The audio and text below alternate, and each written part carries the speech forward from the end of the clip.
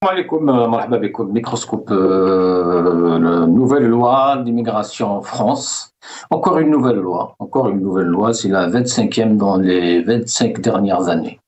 Nous allons essayer de parler de cette nouvelle loi avec nos invités et bien sûr les répercussions aussi sur les ressortissants algériens.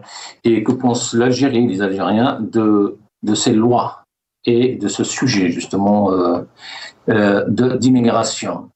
Une de plus, donc non seulement après le précédent texte sur le sujet qui avait fracturé la majorité à l'Assemblée nationale, le gouvernement français a annoncé dimanche une nouvelle loi sur l'immigration en 2025. Il y aura besoin d'une nouvelle loi, notamment pour permettre la prolongation de la durée de détention dans des centres de rétention administratifs.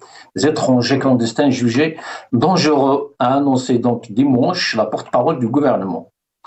Une des pistes envisagées est de faire passer la durée maximale de rétention de 90 à 210 jours, ce qui n'est possible pour le moment qu'en matière de cas de terrorisme.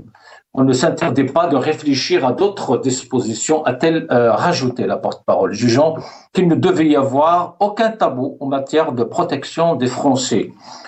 Pour en parler, j'ai le plaisir d'accueillir dans cette émission Gamal Abina, analyste politique. Gamal Abina, bonsoir. Monsieur Abina, on ne vous entend pas. Hein. Je pense qu'il y a un petit problème. Vous ne m'entendez pas? Là c'est bien. Ok, très bien. Bonsoir, donc je disais. Bonsoir, bienvenue. Avec nous aussi Jamal Gessoum, analyste politique, chercheur en sciences sociales. Bonsoir, Jamal. Cher ami, le bonjour à tout le monde, à Gamal Abina qui est présent et qui est un ami, et nous allons pouvoir débattre de manière très élargie sur cette question qui soulève tant de tensions en France. Très bien, merci. Tant de tensions en France, justement. Pourquoi tant de tensions, Jamal Abina? Abina, il y a des milliers, des millions d'étrangers en France. Mais à chaque fois qu'on parle d'immigration, de loi d'immigration, c'est l'Algérie qui est visée. On parle que de l'Algérie. Pourquoi? Pourquoi cette obsession? Je reviens à chaque fois à cette question. Oui, c'est une bonne question. En vérité, il y a plusieurs éléments dont on doit prendre en considération. Premier élément, effectivement, il y a une obsession anti-algérienne qui est consécutive à la défaite de la France en Algérie, puisque quand la France perd l'Algérie, elle perd l'Afrique avec ça. Et la seconde question, c'est qu'il y a une montée puissante des mouvements d'extrême droite, Front National, Rassemblement National, c'est la même famille, la droite qui s'est durcie, voire qu'il y a une dérive de plus en plus extrémiste, une gauche qui commence à avoir des termes un peu inquiétants puisqu'ils relaient ce genre de propagande ridicule. Mais effectivement, quand vous dites qu'on parle de l'Algérie, la cible est algérienne, c'est évident, puisque les OQTF, on parle beaucoup d'Algérie, les accords de 60. Le fait qu'il y ait une rupture entre l'Algérie et la France par rapport aux questions mémorielles, comme on dit, donc simplement la reconnaissance des crimes de guerre, tout ça, ça crée des tensions extrêmement exacerbées. Et surtout, d'ailleurs, Gamal Abina, certains politiques d'ailleurs ici en France, commentent cette nouvelle loi comme un gage, comme des gages à l'extrême droite. Ah mais c'est clairement ça. Là, faut pas se voiler la face. Ils ont besoin d'une stabilité politique pour ne pas y avoir, pour pas qu'il y ait une censure du gouvernement qui soit éjectée. Eh bien, ils ont besoin que l'extrême droite fasse profil bas, qu'elle accepte des lois qui sont proposées. Je rappelle que la dernière loi immigration, c'était la fin de l'année 2023, qu'elle a été largement retoquée. 35 articles ont été disqualifiés, donc les plus importants, par le Conseil constitutionnel qui rappelle que la Constitution garantit les droits égaux à tous les citoyens, quels qu'ils soient, et aussi qui préserve le droit des immigrés, puisque ça reste des êtres humains. Tout cela a été largement discuté dans les deux chambres, Assemblée nationale et Sénat, mais in fine, il y a une défaite devant la Constitution française qui reste quand même malgré tout attachée à des principes fondamentaux de la République. Je rappelle celle de 89, c'est celle qui a fondé la citoyenneté. Et aujourd'hui, on est dans une surenchère haineuse et raciste. Il faut utiliser les termes. On vous parle d'immigrés, on ne vous parlera pas évidemment d'autre chose que du Nord-Africain. Alors là, ce qui a déclenché, ce qui a mis le feu aux poudres, c'est la question de l'OQTF marocain qui a agressé la jeune fille, effectivement, et qui est un criminel, vous n'avez pas de problème. Mais on veut passer d'un fait marginal et on généralise pour essentialiser. On dit tous les Maghrébins, donc les Algériens en général, sont des gens violents, il faut les dégager parce qu'ils sont un problème pour la société française. Justement, Jamal Gessoum, Olivier Faure sur son compte sur X ou Twitter, il dit que la loi immigration vient juste d'être votée. L'encre est à peine sèche et le nouveau gouvernement voudrait déjà en refaire un autre. Tout cela pour donner des gages à Marine Le Pen et au RN qui menacent de ne pas voter le budget. Oui, tout à fait. Alors, pour aller dans le prolongement de ce qu'a dit Gamal Abina, qui est tout à fait juste, tout d'abord, ces lois immigration qui se succèdent depuis des décennies n'ont eu aucun effet pratique sur l'immigration en France.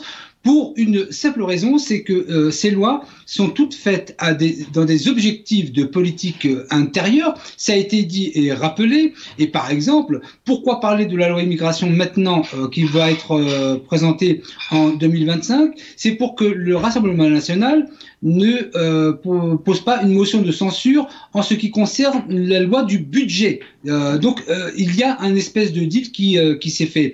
Mais depuis 2007, depuis Nicolas Sarkozy, les lois se succèdent, n'ont aucun effet. Et je répète simplement que quand des lois sont faites à usage de politique intérieure, mais pas de politique au sens noble du terme, sans prendre en compte l'aspect géopolitique et l'aspect international, puisque la question de l'immigration telle qu'elle se pose aujourd'hui en France répondrait à des prérogatives qui seraient l'arrivée de personnes sans papier. Or, si on fait une loi de politique intérieure sans prendre aucunement en compte l'aspect de géopolitique internationale et à l'international, allez dire à un Soudanais, allez dire à un Érythréen ou à un Éthiopien, allez dire à toutes ces personnes qui arrivent en France que une loi les interdit de rentrer et qu'ensuite ils auront un délai de rétention qui sera beaucoup plus important. Mais face à leur situation, et d'ailleurs je précise que Giorgia Meloni, la chef du gouvernement italien, avait d'ailleurs précisé à un moment donné que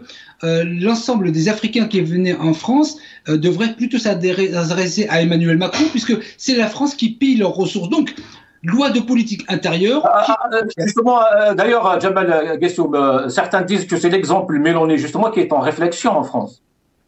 Vous savez, la réflexion, elle se limite aux frontières des pays qui les votent, que ce soit en Italie ou en France. Elles ne vont pas plus loin. Si la France, particulièrement la France, prenait des mesures pour arrêter de piller les pays à partir desquels les migrants arrivent, ils auraient moins de chances. Mais c'est un calcul, je dirais, commercial entre on prendra beaucoup plus de l'or au Mali, ce qui était le cas, et dans d'autres pays, que l'immigration va nous coûter. Mais compte tenu du fait qu'en matière de politique intérieure, le Rassemblement national, Jordan Bardella, que je connais d'ailleurs à titre personnel, et je l'avais d'ailleurs reçu, j'avais été le premier média à recevoir Jordan Bardella, quand il avait 19 ans, il m'inquiétait déjà à cette époque, parce que je le trouvais beaucoup trop intelligent pour rentrer dans ce type de politique. Mais en tout cas, la France souhaite, en tout cas, se rapprocher, et Gamal l'a assez bien dit, lorsqu'il a dit précisément que des partis de gauche commencent à tenir le même discours,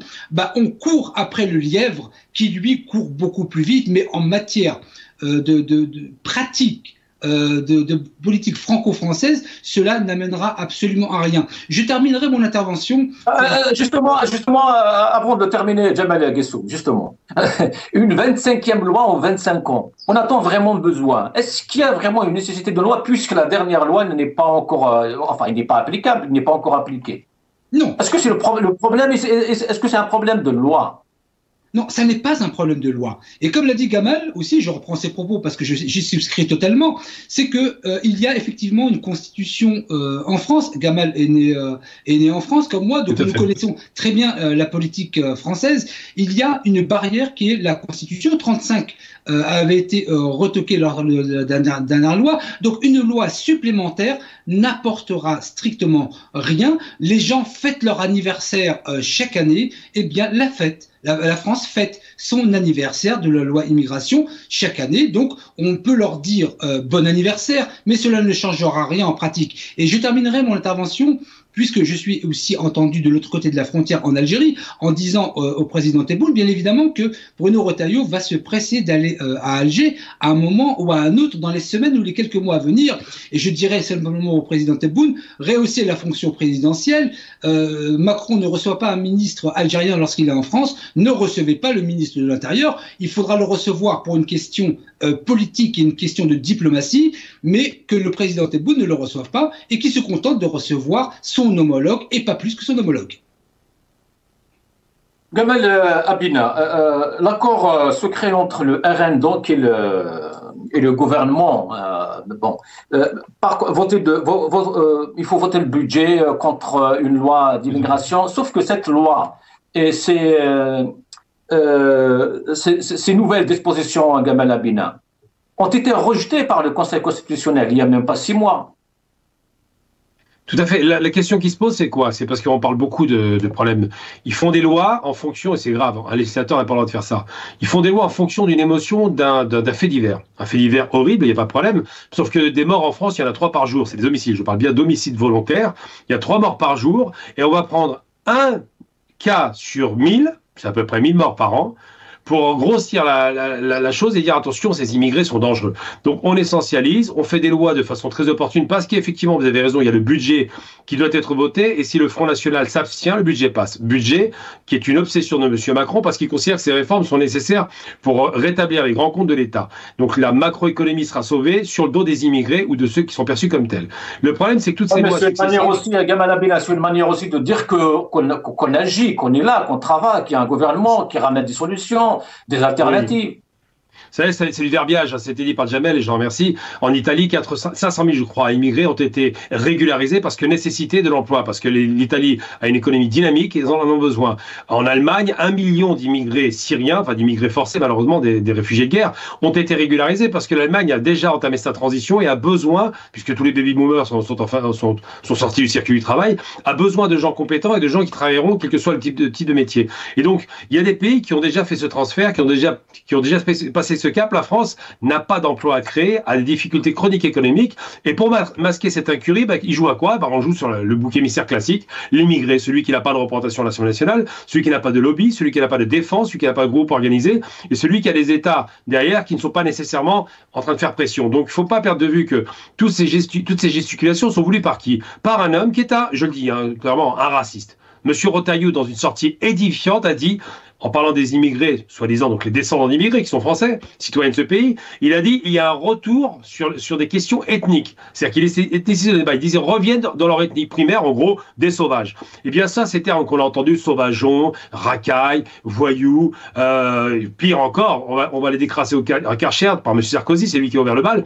Tout ça, c'est une façon de dire, de réduire à une essence. L'essentialisation, c'est de dire ces gens-là sont mauvais par essence, par nature, parce que les parents sont sauvages comme eux et qu'ils transmettent de la sauvagerie. Mais ça cache difficilement une incapacité chronique d'une France qui est en déclin, qui a désindustrialisé massivement le pays, qui n'arrive pas à créer d'emplois, qui n'arrive pas à attirer les investisseurs. C'est difficile. Je suis sûr, M. Macron, il était content de faire une usine de batteries électriques, c'est pathétique.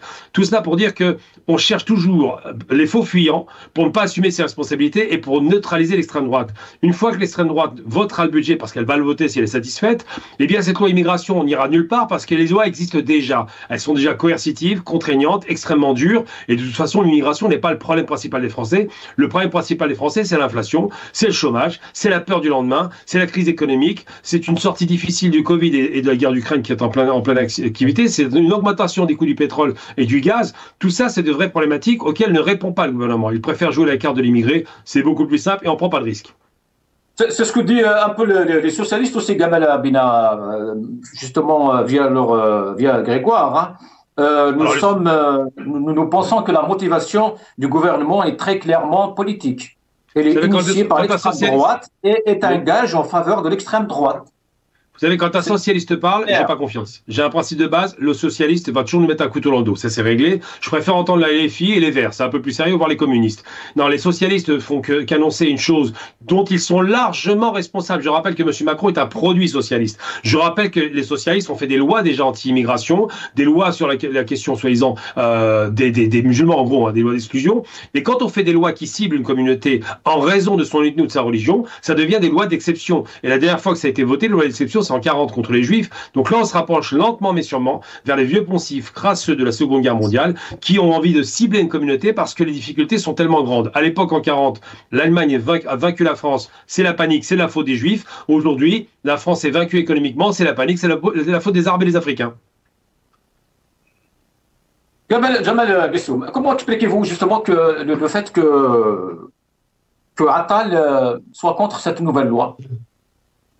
Parce qu'il n'est pas au gouvernement. Je veux dire que... C'est tout, parce que c'est presque sa loi. Là. Oui, bien sûr, mais vous savez, lorsque d'autres veulent tirer parti d'un projet de loi, en tout cas un intérêt politique, celui qui n'en tire pas est toujours contre. Et d'ailleurs, je reviens sur ce qu'a dit Gamal, en France, croyez-moi que sur le terrain, il n'y a pas plus raciste que les socialistes. Le RN, ce sont des petits joueurs à côté, et M. Retailleau également. Vous savez, depuis 1981, depuis l'arrivée de François Mitterrand, avec ce détournement de la marche des beurs qui avait eu lieu en gros entre Vénissieux, Marseille et Paris, et qui avait été tourné avec SOS Racisme, une forme de racisme prégnante. Il n'y a pas plus pire raciste que les socialistes. Mais maintenant, ce que j'aimerais en dire, c'est que la question de l'immigration, effectivement, en France, elle se pose uniquement, et c'est cela que le peuple français a un peu de mal à comprendre, c'est que une politique intérieure en lien avec une politique internationale, lorsque le cordon est rompu, lorsqu'on ne met pas en œuvre des actions politiques à l'international pour éviter que les migrants n'arrivent, on alimente la chose. Et par conséquent, toute cette, je dirais, tambouille politique en France est arrivée à un niveau de rabaissement qui est absolument incroyable. Vous savez, il y a quelques jours de cela, à peu près une semaine, j'ai déjeuné avec le rédacteur en chef, un rédacteur en chef très connu, d'un journal de droite extrême, que je ne vais pas citer, qui est également connu. Et puis, lorsque vous avez évoqué, Gamal avait évoqué la question du Marocain au QTF qui avait violé une gamine. Et lorsque je lui ai présenté ce cas, moi, ça m'intéressait d'avoir son avis. Je lui ai dit, mais attends, cette situation, Émile Fourniret, le fameux serial killer, avait fait la même chose. Et vous savez ce qu'il m'a répondu? Et là, ça donne en tout cas une idée de la vue de l'extrême droite sur des questions essentielles telles que celle-ci. Mais il a dit, mais Fourniret, ce serial killer, mais lui au moins il est de chez nous. C'est-à-dire que la question de l'émotion sélective, partielle que relevait Gamal Bina tout à l'heure, elle est tout à fait prégnante. On peut tuer, en gros c'est un peu le discours, on peut violer tant que ça fait partie des Français, ils auraient un droit suprême. Et donc on peut condamner cet acte, quel que soit d'ailleurs l'auteur, mais à partir du moment où c'est un étranger, ça devient beaucoup plus grave. Et donc la victime, en ce sens, n'est pas respectée. Ça donne en tout cas le là de la politique française qui ne trouve absolument aucun intérêt à faire une loi, si ce n'est que de courir après le Rassemblement national. Et il n'y a que cela qui compte. Attal, c'est la même chose. Le Premier ministre, c'est pareil. Donc, l'important, la première étape de ce gouvernement, c'est de faire voter la loi de finances. Que va-t-il se passer après ? La loi, ils vont voter la loi immigration, elle va être retoquée, et Marine Le Pen, qu'est-ce qu'elle va dire derrière tout ça? Elle va dire, vous voyez, même lui n'y arrive pas, et donc il n'y a que le Rassemblement national qui peut le faire, sans tenir compte que ce soit ce gouvernement ou Marine Le Pen, la Constitution française restera la même. Donc nous sommes là dans un verbiage, c'est le thème qu'a utilisé Gamal Bina, qui est tout à fait juste. Donc nous sommes dans une forme de vomissement politique qui n'a absolument aucun sens, qu'ils peuvent faire voter 150 000 lois, passer de 90 jours à 200 jours la période en rétention, cela ne changera absolument rien. Maintenant, le dernier point que je souhaiterais évoquer, parce que je me suis entretenu avec une personnalité des autorités algériennes il y a à peu près 3 semaines de cela, et je lui avais parlé des OQTF. En ce qui concerne l'Algérie, il m'affirmait, et je veux bien le croire parce que je lui fais confiance, que l'Algérie n'a jamais mis un frein au laissez-passer pour les Algériens, permettant à la France de les expulser, mais qu'il y avait un problème, c'était la reconnaissance de la nationalité algérienne, parce que l'Algérie, ce n'est pas le Rwanda. Le Rwanda a signé un accord avec la Grande-Bretagne pour envoyer tous les migrants, quelle que soit leur nationalité, au Rwanda, mais l'Algérie, la France devrait le savoir, ça n'est pas le Rwanda, et elle trie et elle n'accepte que ses compatriotes. Donc il est temps de mettre les choses et les pieds dans le plat pour dire les choses de manière très claire. Merci, Gamal. Gamal Abina, que pourrait contenir cette loi, Gamal, à part l'AME, le droit du sol aussi, on l'évoque ces dernières heures. Je ne sais pas est-ce que c'est vrai ou pas. Cette histoire, justement, de prolonger la durée de rétention, pourrait s'attendre à quoi? Bon, la durée Ou alors c'est la même de... loi, ou alors c'est la même loi que celle d'Atal et toute la clique. Oui, c'est quand même, comme dit, la clique. Le problème d'Attal, c'est que c'est un immigré aussi, donc c'est compliqué de faire passer une loi par parti un qui vient de Tunisie à l'origine. Le problème de son ministre, son ministre de l'Intérieur, qui lui-même était un immigré, puisqu'il a Moussa Darmanin, maintenant il se rappelle qu'il s'appelle Moussa, à l'époque il avait oublié. Ces gens-là ne sont pas crédibles pour faire des lois comme celle-là. Même Sarkozy, qui est fils d'immigré. Donc c'est vrai que la question qui se pose, c'est pas l'immigration. La question qui se pose, c'est l'immigration africaine et maghrébine. Là, c'est plus intéressant. Et on voit bien que les originaux, donc l'Européen de souche, ont plus de poids que les copies, donc ceux qui sont assimilés européens, qui viennent d'Afrique du Nord. Donc cette loi-là n'ira nulle part, c'est juste un gage qu'on donne au Front National pour montrer qu'on fait un effort.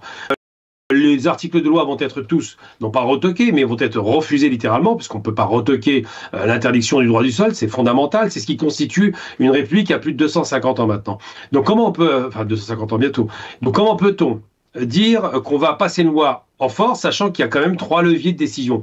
Première lecture Assemblée, seconde le Sénat, retour à l'Assemblée, et après validation par le Conseil. Donc ils savent parfaitement qu'il y a peu de chances que ça fonctionne, si ce n'est peut-être d'allonger la durée de rétention, ce qui est une stupidité abyssale, ou surtout de faire des pressions sur les pays d'origine. Il faut se rappeler que l'obsession, moi j'ai fait plusieurs médias français, les OQTF, ils ne parlent que de ça, on a l'impression d'être des fous. Comme si OQTF, ce mot magique qui vient de sortir il y a moins de 5 ans, est devenu le problème principal. Je tiens à rappeler, c'est important de le dire ici, parce que si on ne le dit pas, on a l'impression qu'on généralise. Quand on dit la France, on parle de l'institution État français.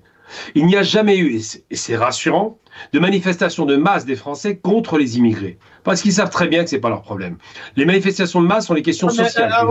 Au même temps, Gamal Abina, pourquoi ce problème justement d'OQTF est posé, ou du moins est cité et précis tout le temps? Moi, je suis même sur des plateaux, quand il s'agit de l'Algérie, du Maroc aussi, de la Tunisie parfois, mais pas d'autres pays. Je rappelle, juste, j'ai des statistiques devant moi. En 2023, 47,7% des immigrés vivant en France sont nés en Afrique.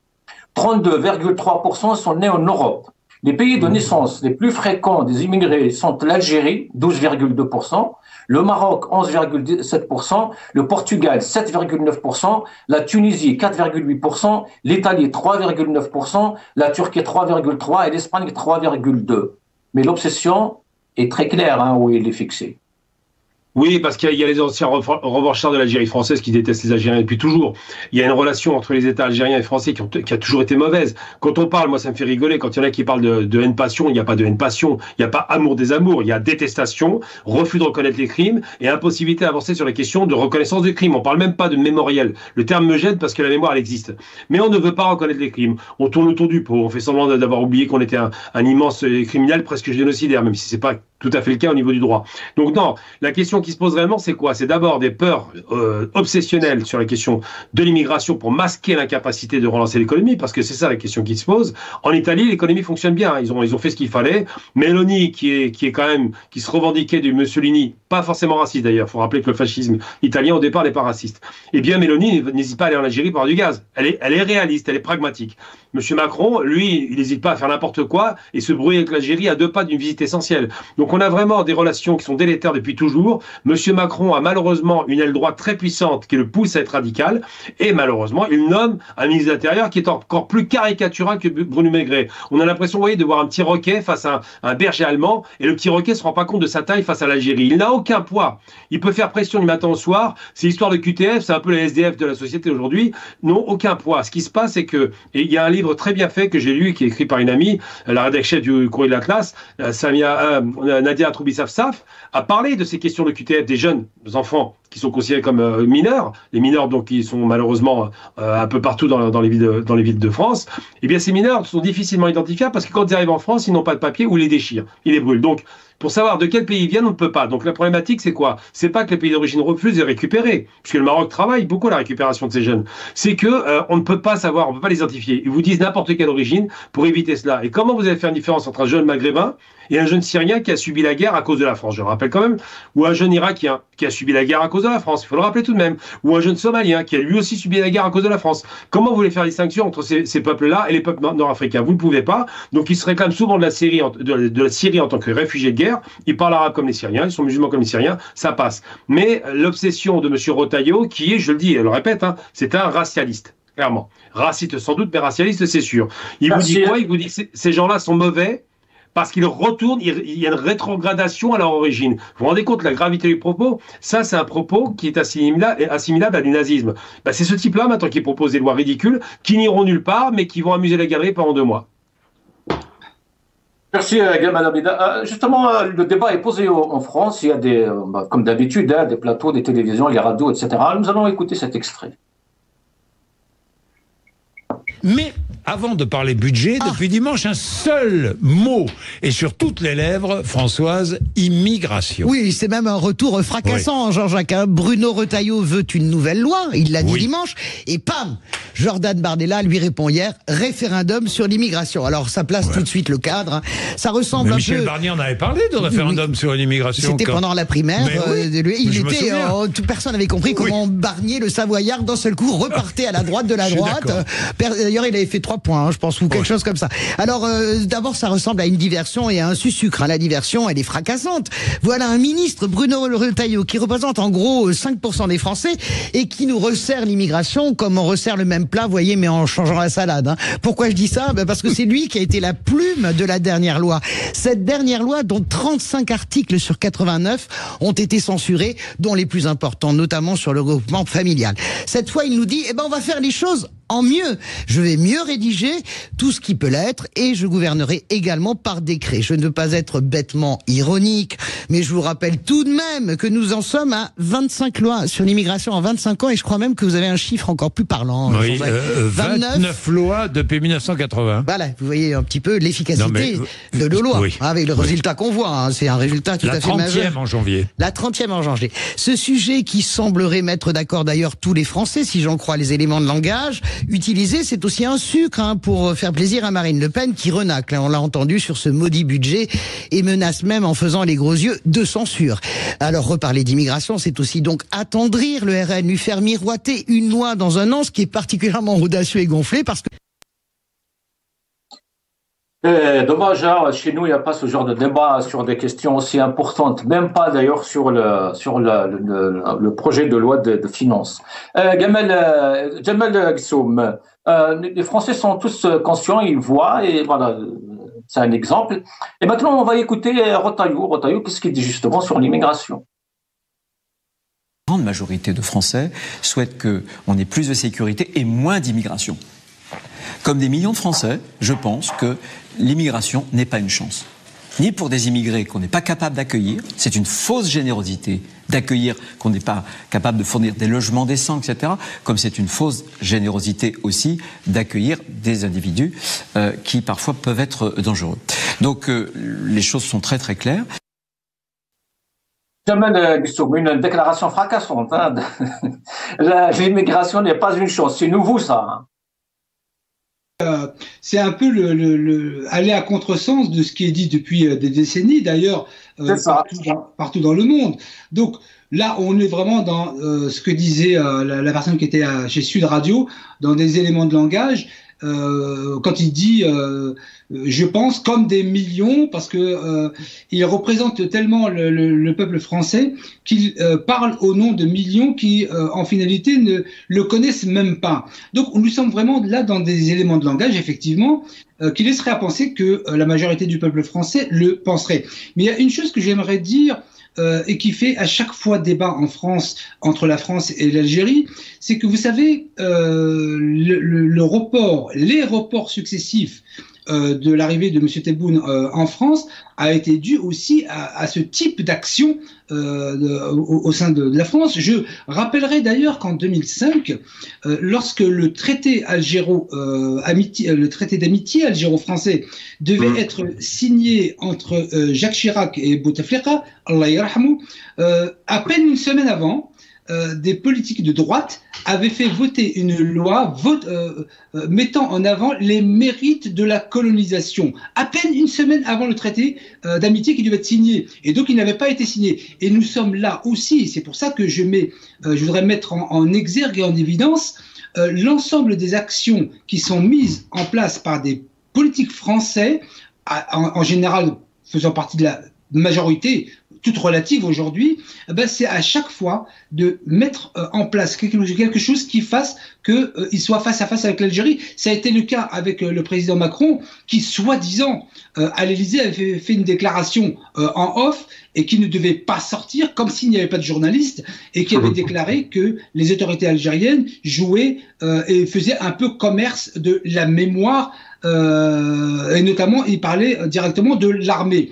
Et donc, à partir du moment où vous avez cette façon de faire, qui à chaque fois creuse un écart abyssal, déjà qu'il y avait un écart en 1962, mais cet écart abyssal, il continue d'être alimenté jusqu'à aujourd'hui. Et donc là, nous sommes dans une forme de politique intérieure, mais de la politique politicienne. Vous savez, le mot politique, c'est la vie de la cité. Le mot police, c'est gardien de la cité. Nous n'en sommes pas là aujourd'hui. Nous sommes aujourd'hui là dans des phases plutôt mercantiles. Donc, laisse-moi faire passer le budget et ensuite, je ferai voter une loi d'immigration qui va être confrontée à la Constitution. On sait par avance que Marine Le Pen va tout de suite dire, vous voyez, même lui n'y arrive pas. Donc, ce sujet, c'est vraiment uniquement moi et le RN qui peut porter. À partir du moment où on peut anticiper de manière quasiment mécanique sur tout ce qui va se dérouler dans 3-4 mois, c'est montrer que la politique,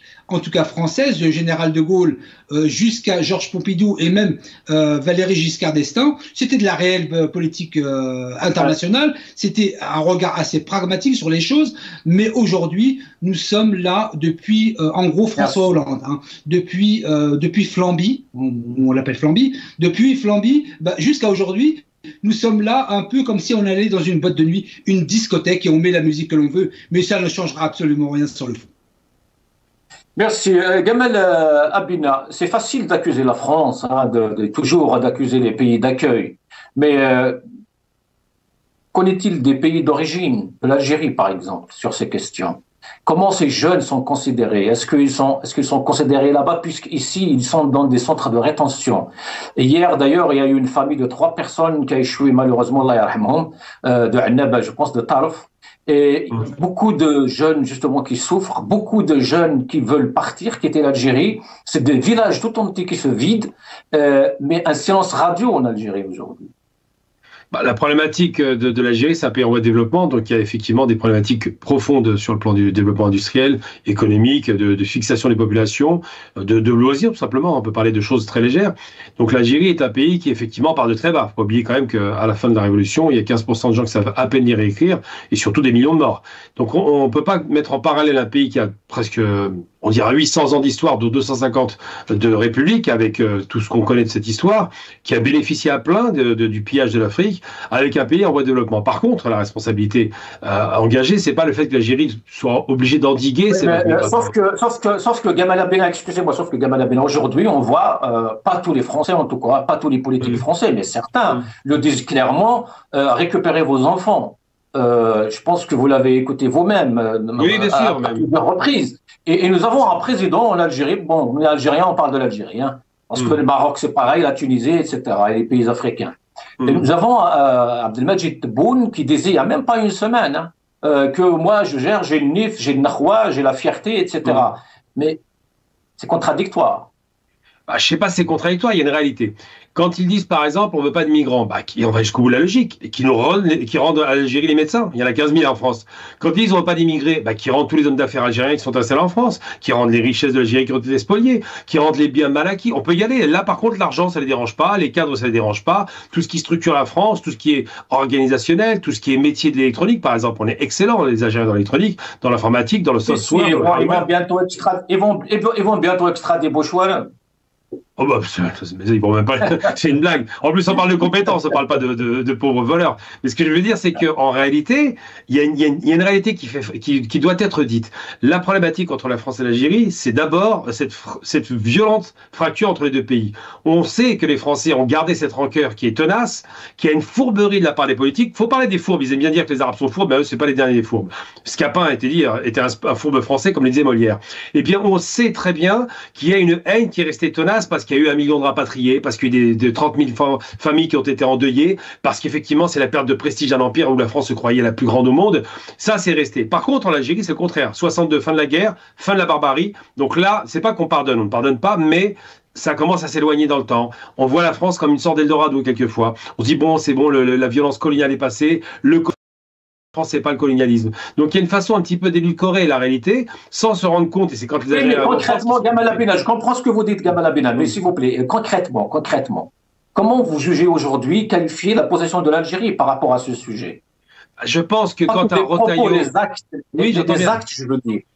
J'entends bien, mais je pense que l'Algérie doit garder ses enfants. Ça, c'est la première des choses. Il faut tout faire pour les fixer, leur donner du travail, une dignité, l'augmentation des salaires, la possibilité que l'Algérie puisse donner un avenir à sa jeunesse. Ça, c'est pas négociable. Mais tous les pays doivent aspirer à ça. Par contre, quand j'entends un Rotaillot qui est complètement, pour moi, c'est un demeuré, je le prends pas au sérieux, nous dire l'immigration pas une chance pour la France, il recycle Le Pen. C'est pas malin. Ensuite, au nom de quoi cet homme, dont on ne sait même pas ce qu'il est réellement, vient de s'autoriser à dire qu'il y a des gens qui sont une chance et une malchance.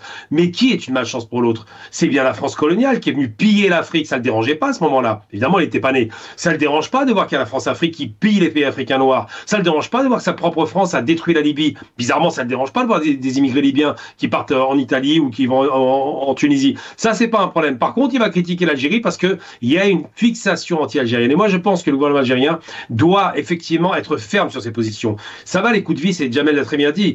Et je le salue d'ailleurs pour le passage, j'ai oublié de le saluer. Ça va les coups de vis de dire, ah, on vous tend la main et on vous met un coup de couteau dans le dos. Le coup de 2005, il y a un traité d'amitié, immédiatement, il parle des bienfaits de la barbarie coloniale. Non, il n'y a pas de bienfaits dans le vol, le viol, le pillage d'un pays. Ils ont détruit l'Algérie, et je tiens à le rappeler, c'est important, quand les Français partent d'Algérie, il y a 2000 universitaires sur 9 millions d'habitants. 2000 personnes qui ont un peu de compétences, il y a 15% de gens qui savent à peine lire et écrire, 85% de personnes qui savent pas lire et écrire. Quand la France rentre en Algérie, on a 80% d'alphabétisation. C'est ça la réalité coloniale. La barbarie, le meurtre, le viol, le massacre de masse, et surtout, le vol. Merci Gamal Abina, restez avec nous. Jamal Guessou, écoutons un peu Abdelmajid Tebboune. ونعطيكم عهد الشهداء وعهد نوفمبر وعهد المجاهدين. راه اللي تعدى على الجزائر هناك استلمت الامور اللي تعدى على الجزائر ولا تعدى على جزائري في الخارج تكون قضيه اخطر من ما يتوقعوا. ما كانش سكات. الكرامه تاع الجزائر ما تهانش. الشهداء ما ماتوش باش نتهانوا وباش البلاد تتهان. Jamel Guessou, Tebboune qui dit clairement, je suis là pour justement rassurer les Algériens et surtout qui sont à l'étranger, leur dignité, etc. Personne ne les touche, puisque tant que je suis là. Écoutons maintenant ces jeunes. 1968 فزاعة يخوفونا بها. اتفاق جاء لتقليص كلها أكاذيب. كلها أكاذيب ملفقة للجزائر لأنك أنت ميولك معروف باغي توسخ الجزائر. تكره الفرنساويين في الجزائر. هذا ما كان. لكن يجوا من الجزائر عارفة تعيش نفسها بنفسها. ماهيش محتاجة لا محبة ولا ماذا بينا حنايا نعيشوا في سلم سلام وأمان مع ولكن مش على حساب كرامتنا ومش على حساب تاريخنا ومش على حساب هذه أبدا قطعا. سي تو. سي دي كونتر فيريتي وعارفينها بلي سي دي كونتر فيريتي. من الأمور الجدية تبغي ندخل أنا وياك في الجد. أروح نظف الأماكن اللي درت فيها التجارب النووية اللي ما زالوا الناس يموتوا ما زالوا متأثرين. أنت وليت قوة نووية وحنا Bon, معليش, c'est pas la bonne vidéo, Jamel, mais on connaît tous la situation des jeunes des Haragas en France. Mais je ne suis pas d'accord sur une bonne partie de ce qui a été dit, ou plutôt de ce qui n'a pas été dit. C'est-à-dire qu'à partir d'un certain moment, il faut aussi qu'on regarde notre propre responsabilité. Je vais évoquer 2 ou 3 sujets importants, parce que c'est bien, et c'est une réalité de ce que la France a fait de 1830 jusqu'à aujourd'hui. Mais cela ne doit pas nous empêcher de nous regarder en face et de dire qu'est-ce que nous n'avons pas fait. Par exemple, qu'est-ce que nous n'avons pas fait en Algérie sur la question de l'éducatif? C'est mon métier. Bah, absolument rien. Question de protection de l'enfance et d'éducatif, je ne parle pas de l'école. Hein. L'école, c'est la transmission du savoir, ça n'est pas l'éducatif. Qu'est-ce qu'on a fait en Algérie sur la question de l'éducatif et de la protection de l'enfance? Rien. Zéro. Maintenant, j'aimerais dire directement au président de la République, s'il s'inquiète, et ça a été l'objet de la vidéo, qu'on ne touche pas aux enfants d'Algérie, qu'ils soient là-bas ou ici, ben je demande au président de la République déjà de commencer par abroger cette loi particulièrement fasciste qui a été votée et promulguée par sa signature le 31 août 2023, nous interdisant à nous, Algériens de l'étranger, Zinedine Zidane par exemple, Kylian Emour ou Riyad Mahrez, Benzema, n'ont même pas le droit de créer une revue sportive en Algérie parce qu'ils ont une autre nationalité. Par conséquent, il y a des fois, il ne faut pas donner des leçons à d'autres et il faut commencer par soi-même. Donc, Monsieur le Président, plutôt que de vouloir nous protéger, nous qui sommes loin, commencez déjà par ne pas nous dénigrer et ne signez pas une loi particulièrement fasciste. Ça, c'est la première des choses. La seconde des choses, c'est la question des harragas. Je m'étonne quand même que depuis des années que je suis la politique algérienne, jamais, pas une seule fois, en Conseil des ministres, n'a été évoquée cette question. Comment cela se fait-il? C'est comme si ce n'était pas un sujet. Il y a des centaines de nos enfants qui meurent dans la mer et qui vont partout, et l'État algérien, la seule chose qui a été dite en 62 ans, c'est énorme, c'est que le président de la République avait dit il faut donner des passeports à ceux qui n'ont pas de papier en France ou ailleurs. C'est ça, une question de politique de protection de l'enfance, de protection de la jeunesse. Pourquoi on interdit le débat autour de cette question? Les universités, les séminaires, les télévisions, etc. Il n'y a pas de débat sur cette question. C'est un tabou en Algérie. Alors, sur la question des universités, etc., bon, je ne sais pas si c'est vraiment un tabou. Moi, ce que j'exprime là, c'est... c'est interdit. Non, alors même pas, parce que déjà pour aborder un sujet, il faudrait être déjà du niveau. Bon, c'est déjà un problème. Donc la question de l'université, des universités de nos, j'ai mon propre cousin, Habab El Gassem, qui est une lumière en termes d'ingéniosité aux États-Unis. Il a été formé dans une université algérienne, mais il est à l'étranger. Et il y en a des centaines comme ça, comme les médecins. Ils sont incapables. En Algérie, il faut dire les choses. Et je ne le dis pas avec insulte, avec dédain ou mépris. Mais à partir d'un certain moment, il faut dire les choses si on veut que ça avance. Ils forment des ingénieurs, ils forment des gens extraordinaires qui font leurs preuves à l'étranger, mais ils sont incapables de les retenir en Algérie. Ils investissent des milliards de dollars sur la transmission du savoir, je ne parle pas de l'éducatif, des milliards de dollars sans pouvoir les retenir en faisant le bonheur de la France et dans beaucoup de pays. Ils sont incapables de faire ça. 2, ils n'abordent jamais la question des harragas, qui est une question sociale prégnante en Algérie. Troisièmement, la protection de l'enfance. Pourquoi, à votre avis, Jamal Gissoum, pourquoi, à votre avis, Tebboune, Abdelmajid Tebboune, n'ose même pas prononcer ce terme? Mais pourtant, c'est réel, c'est vrai, on le voit chaque jour. Alors, je vais vous dire pourquoi. Parce que le président Tebboune, et je le dis, je l'ai toujours dit, et je le redis aujourd'hui, c'est quelqu'un de très très bien en tant que personne humaine. Et il ne ment pas dans ce qu'il dit. Il croit fermement en ce qu'il dit. Mais il pourra le dire avec sérieux le jour où le président Tebboune n'aura pas des conseillers qui lui cachent absolument tout. Ils ne lui disent rien de ce qui est vrai. Et d'ailleurs, quand le président Tebboune veut recevoir une personnalité pour l'éclairer sur ce qui se passe sur le terrain, vous savez ce qu'ils font à la présidence algérienne? Ils lui font passer un test médical et ils disent au président, il ne peut pas parce qu'il a le corona. Et pendant 20 ans, il aura le corona. Et donc, le président de la République est pris en otage autour de conseillers. J'exclus Boualem, que j'ai assez massacré il y a un certain temps, car je me suis rendu compte qu'il n'était pas si mauvais que ça. Mais les conseillers, quand vous avez des gens, des conseillers qui lui cachent absolument tout, avec la phrase « tout va bien dans le meilleur des mondes », le président de la République ne va pas aborder un sujet s'il pense que tout va bien. Et donc, je distingue bien la personne du président de la République qui est de bonne foi, je le dis jusqu'à aujourd'hui. Mais l'Algérie a besoin d'un président de la République qui tape du poing sur la table et qui sait d'où ramener ses informations et qui sait surtout s'entourer. Et tout chef, même chef d'entreprise, doit savoir s'entourer. Le problème du président de la République, c'est qu'il ne s'entoure que de tocards qui ne disent absolument pas ce qui se passe. Merci Jamal Gessoum. Gamal Labina, dernière question, on arrive à la fin de cette émission.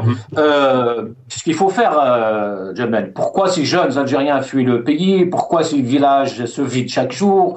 Et il n'y a aucune réaction de la part du gouvernement. Ah, moi, bon, je vais dire une chose, c'est vrai qu'il y en a qui partent, il y en a aussi qui reviennent. J'étais en Algérie récemment, j'ai eu des retours de gens de la diaspora qui investissent.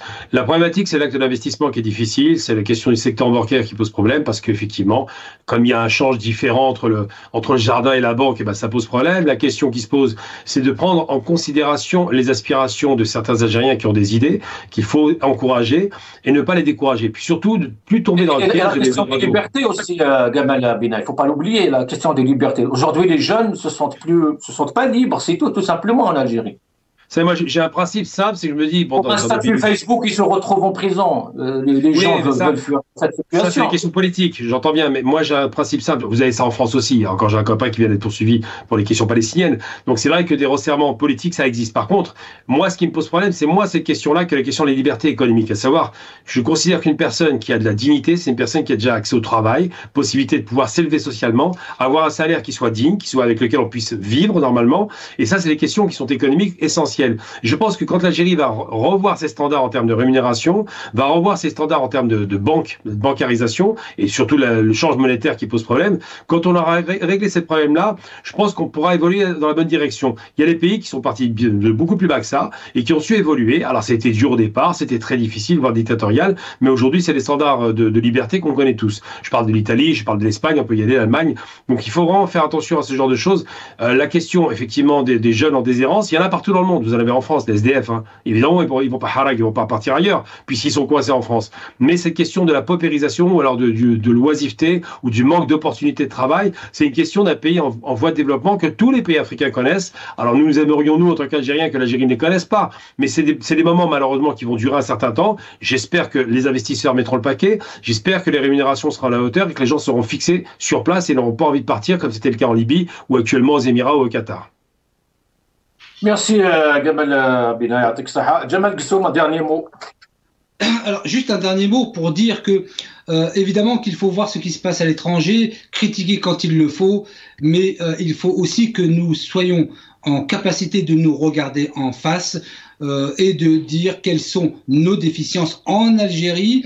Il ne faut pas se faire passer tout le temps pour des victimes, hein. Nous sommes parfois victimes, mais nous sommes aussi parfois auteurs, hein. Et que la question de la responsabilité politique nous importe. Regardons-nous en face et faisons ce qu'il faut en Algérie pour éviter toutes ces conséquences. Merci Jamal Gessoum, merci Gamal Labina, merci à vous toutes et à tous. On arrive à la fin de cette émission. Salam alaikum.